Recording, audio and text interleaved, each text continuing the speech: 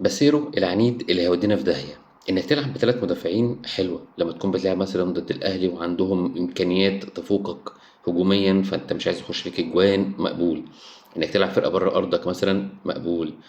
الحاجات دي مقبولة وطبيعية جدا، تلعب بثلاثة قلب دفاع. لكن انك تلعب فرق اقل منك في المستوى والامكانيات وكل حاجة بثلاثة مدافعين، ده غريب بصراحة.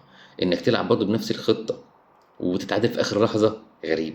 تلعب بنفس الخطه وتخسر اتنين، غريب. ففي عنده وكبر في موضوع الخطه اللي هي بتاعت قلب دفاع.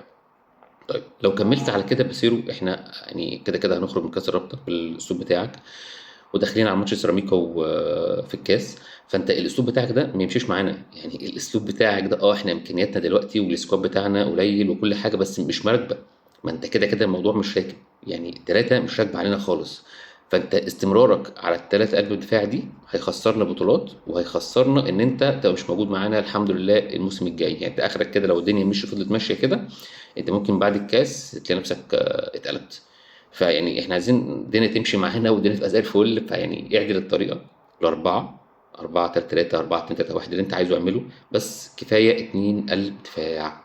بس كده، شكرا.